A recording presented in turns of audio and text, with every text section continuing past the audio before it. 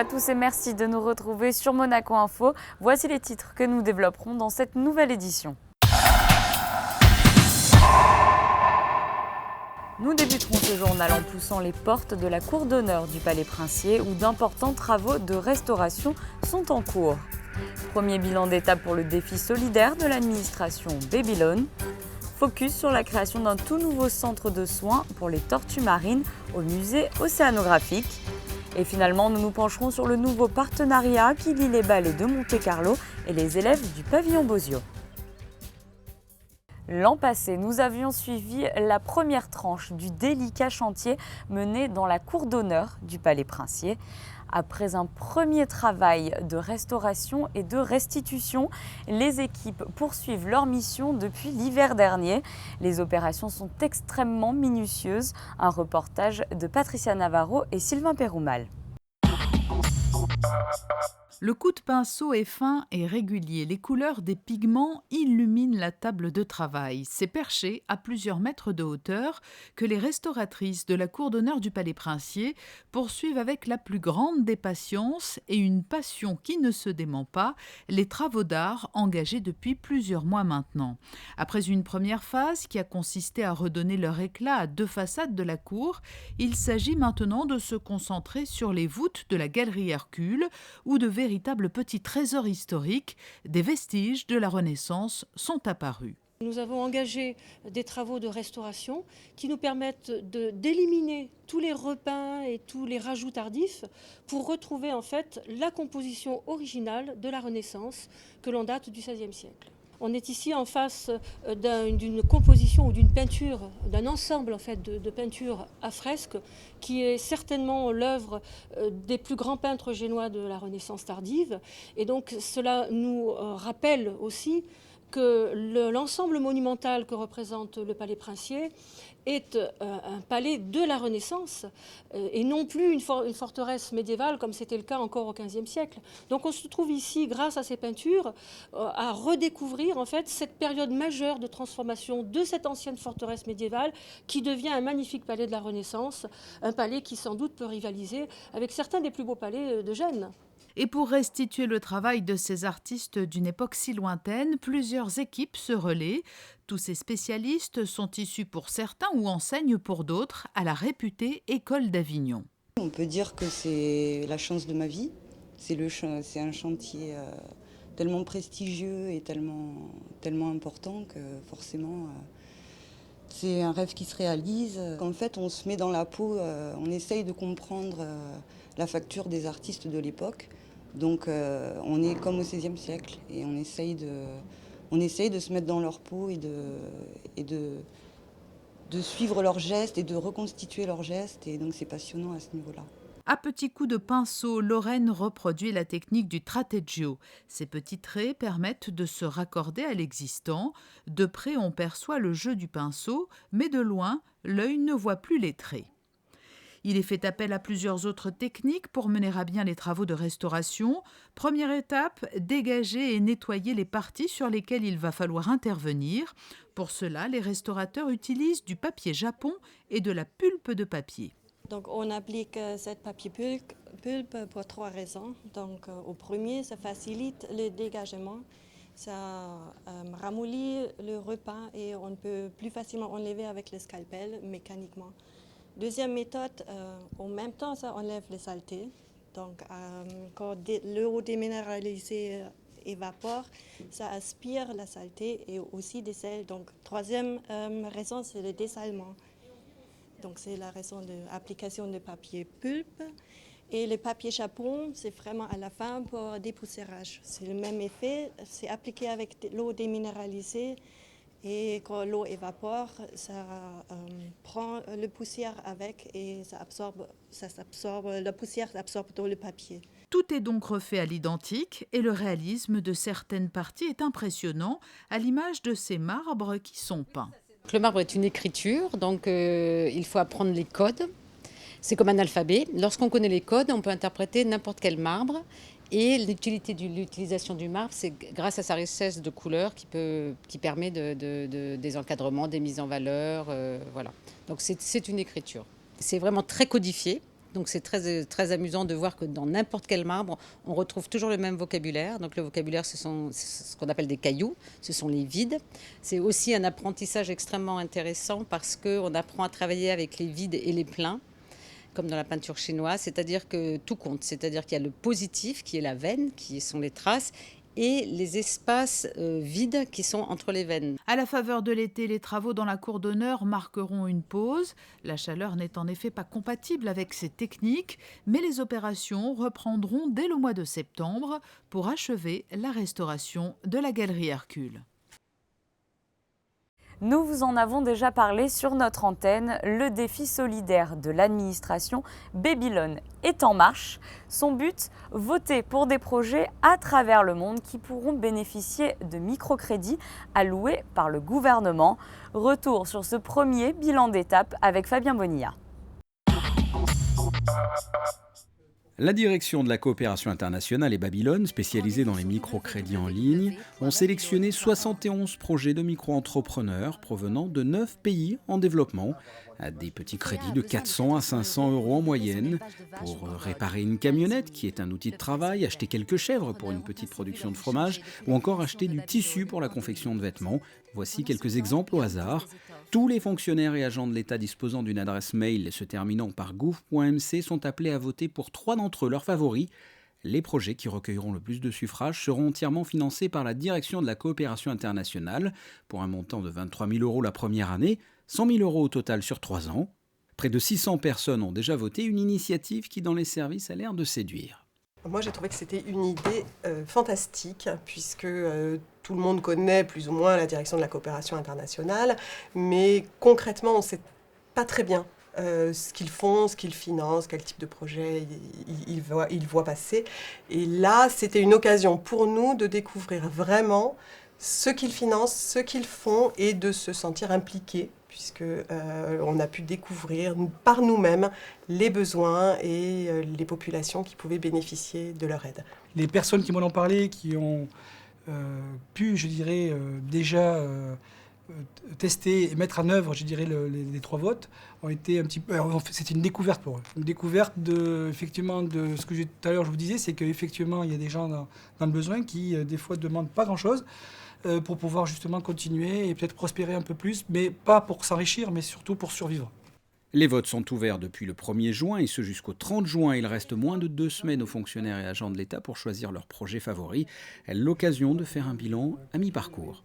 Nous, on est vraiment contents de tous les votes qui se sont déroulés. On est à peu près, j'ai regardé juste avant de venir, à 580. Donc bravo à tous ceux qui ont participé. J'encourage tous les autres à aller voir, ne serait-ce qu'à aller voir les projets. Je pense que ça dénote finalement la solidarité de l'administration, de tout un chacun. Et pour ça, vraiment merci. Un mail a déjà été envoyé aux personnes disposant d'une adresse finissant par gouv.mc, ce qui représente environ 2000 fonctionnaires et agents de l'État. La plateforme dédiée à ce défi solidaire est accessible depuis le panneau d'accueil du portail intranet gouv.mc ou à partir du lien coopmonaco.ledefisolidaire.org. Le conseil communal vient de donner son accord pour la réhabilitation et l'extension d'une partie du musée océanographique. Sous réserve maintenant de l'accord du gouvernement, cela devrait permettre notamment la création d'un centre de soins pour tortues marines. Reportage. Si tout va bien et si toutes les autorisations interviennent dans un avenir très proche, c'est à l'horizon 2017-2018 que le musée océanographique va élargir son offre et lancer un nouveau projet destiné à secourir et soigner une espèce marine fragile, les tortues de Méditerranée. C'est dans cet espace contigu au bâtiment qui accueille les aquariums dont la réputation n'est plus à faire que le centre de soins pour les tortues marines devrait voir le jour. Il me semble que nous avons 2 missions. Une mission à long terme qui est d'améliorer la santé des océans pour que les tortues puissent vivre tranquillement et sans assistance ni menace de la part de l'homme dans les océans qui leur appartiennent comme ils nous appartiennent. Le deuxième, comme ceci, nous ne pourrons pas le faire dans les 2, 5 ou 10 ans à venir, et c'est plutôt une mission à long terme, il nous faut venir assister les tortues et effectivement faire ce centre de soins de tortues afin que lorsque la police maritime de Monaco ou des Alpes-Maritimes, lorsque les plaisanciers signalent une tortue blessée par un bateau, signalent une tortue affaiblie, nous puissions la récupérer, la soigner. Ça peut être une réparation de carapace, ça peut être une réparation de nageoire, ça peut être un lavement ou enlever un hameçon qui est pris dans la gueule d'une tortue. Donc la soigner et puis la mettre en convalescence dans notre bassin. Ce bassin pourra accueillir jusqu'à 10 tortues. Il mesurera environ 10 mètres de long. À l'heure actuelle, les tortues marines, mais aussi terrestres, subissent de plein fouet la plupart des pressions que l'homme exerce sur la nature, et plus particulièrement sur les mers et océans. On peut parler de l'urbanisation des plages, de la pollution lumineuse sur ces plages qui désorientent les mères tortues ou bien les petits bébés tortues. Mais il faut parler aussi de la raréfaction de la nourriture pour les tortues, des accidents avec les bateaux. Et j'ai gardé pour la fin peut-être le plus important et le plus dramatique, les pollutions. Et en particulier les pollutions plastiques. Malheureusement, il est de notre devoir de faire des autopsies des tortues qui sont blessées ou qu'on trouve en fait décédées. Et systématiquement, dans 100% des cas, nous trouvons des déchets plastiques dans les estomacs des tortues. Chaque année, le musée se voit confier 1 à 2 tortues découvertes blessées ou esseulées à proximité de Monaco. À l'avenir, avec ce nouveau centre de soins, ce nombre pourrait croître. Rana est l'une de ces petites tortues recueillies par le musée. Elle ne pesait que 600 grammes à son arrivée en 2014. Elle pèse aujourd'hui 6 kilos et se prépare un jour à retrouver le grand large. Et en bref, dans le reste de l'actualité. Les membres du Yacht Club de Monaco célébraient la fête de la musique à l'occasion de leur traditionnel cocktail d'été. Une trentaine de nouveaux membres ont ainsi été accueillis officiellement en présence de son Altesse Sérénissime le Prince Albert II. Comme l'a rappelé le prince souverain dans son discours, le nouveau bâtiment du Yacht Club était inauguré il y a 2 ans. Prochain rendez-vous, la fête de la mer, ce samedi 25 juin. Le Yacht Club de Monaco invite tous les plaisanciers à se joindre à cet événement et toutes les unités de moins de 18 mètres sont conviées à la grande parade qui partira du musée océanographique à 10 h. Vous avez peut-être aperçu dans les rues de Monaco la nouvelle campagne de communication estivale des ballets de Monte-Carlo. Elle est signée par les élèves de première année du pavillon Bosio. Patricia Navarro et Olivier Bonello les ont rencontrés. Ils ont intégré le pavillon Bosio en début d'année et un premier challenge leur a été proposé dès les premières semaines de cours. Comme cela se fait avec plusieurs entités culturelles de Monaco, les ballets de Monte-Carlo leur ont proposé de participer à leur campagne de communication de l'été. Nous avons développé ce projet d'école d'art avec une double formation en art et en scénographie. Et donc évidemment, tous ces projets partenaires sont extrêmement riches parce qu'ils nous permettent de porter notre projet d'école, notre projet pédagogique. Tout le groupe de première année du pavillon Bosio a été amené à réfléchir à un projet d'affiche grand format pour illustrer l'été des ballets. On a cherché d'abord des maquettes et puis après on a travaillé rapidement en grand parce qu'en fait il y a une grosse différence entre ce qu'on conçoit en petite taille et comme ça en grand, et donc dès qu'ils ont compris un petit peu le format, l'énergie qu'il fallait pour pouvoir remplir la surface, après les maquettes se sont elles-mêmes aussi modifiées. Et puis voilà, les choses ont fini par se passer bien. On avait même des problèmes un petit peu peut-être de papier, de résistance, de choses comme ça, parce qu'on travaille avec de la peinture et ce ne sont pas des imprimantes. Et voilà, mais finalement, entre la diversité des maquettes et puis les petites difficultés techniques à la réalisation, tout a fini par bien se passer. J'ai trouvé ça extrêmement intéressant du point de vue professionnel en fait, parce qu'on a eu vraiment des rencontres avec Jean-Christophe Maillot 2 ou 3 fois et c'était vraiment intéressant intéressant parce qu'on nous proposait un projet à réaliser sur quelque chose de vraiment sur la réalité au final, la réalité de l'environnement. Et ce qui m'a aussi intéressée, c'était le rapport au groupe. C'était vraiment un échange avec mes camarades. Les personnes n'avaient pas leur propre dessin et réalisaient leur propre dessin. C'était vraiment, on réalisait un dessin en groupe, on réfléchissait à un dessin en groupe et on échangeait. Alors d'abord, ça a été le fait d'acquérir beaucoup de points techniques, le fait de passer d'un petit dessin, de la conception, la réalisation, jusqu'à la réalisation sur grand format. Personnellement, je me suis beaucoup intéressée à ce qui était rythmique et tempo, vu que c'était en rapport avec la danse. Du coup, je me suis rendu compte les gens avaient souvent tendance à soit taper du pied ou à claquer des doigts. Du coup, l'affiche que j'ai proposée, c'est 3 mains qui claquent des doigts. Donc c'était surtout par rapport à ça que j'ai voulu faire ressortir à travers ces grands formats. Le résultat est visible dans les rues de la Principauté, défi relevé pour les élèves de première année du pavillon Bozio. Voici pour l'essentiel de l'actualité en Principauté. Je vous propose à présent un mot de météo. Découvrez la météo avec Eclectic, Galerie, Interior Design, Art and Gifts. Jeudi, temps ensoleillé de saison, il fera jusqu'à 26 degrés au plus chaud de la journée. Vendredi, soleil quelque peu voilé, les températures resteront supérieures au normal de saison. Samedi, soleil plus hésitant, risque d'apparition de nuages orageux. Et enfin dimanche, le temps sera agréable, le soleil sera plus présent dans la matinée. Il fera entre 20 et 24 degrés. Vous avez découvert la météo avec Eclectic, Galerie, Interior Design, Art and Gifts. C'est la fin de ce journal, merci de nous avoir suivis. Je vous propose de nous quitter en musique avec un extrait du concert des Carabiniers du Prince et du groupe Sinsemilia, donné à l'occasion de la fête de la musique célébrée dans les rues de la Principauté mardi soir.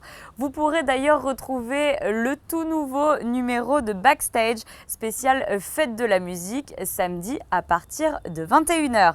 À très bientôt sur Monaco Info.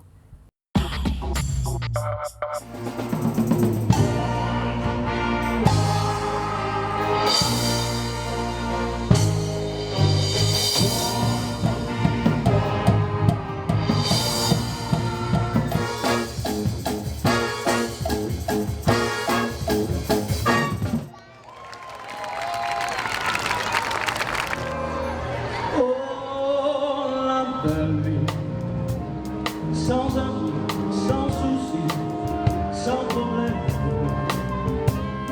Oui, la belle vie, on est seul, on maîtrise et l'on traîne pour toi.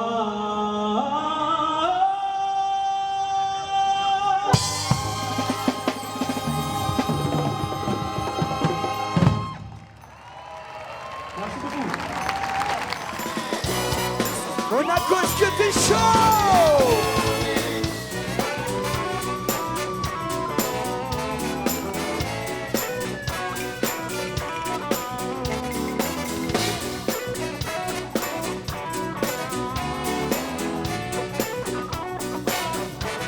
Oui.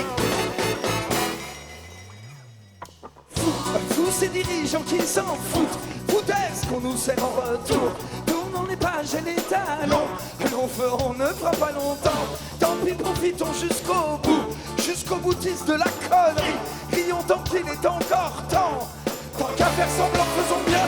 Bientôt nous n'aurons plus le choix. Et nous n'aurons plus le choix. Puisqu'on y fonce tout droit. Puisqu'on y fonce tout droit.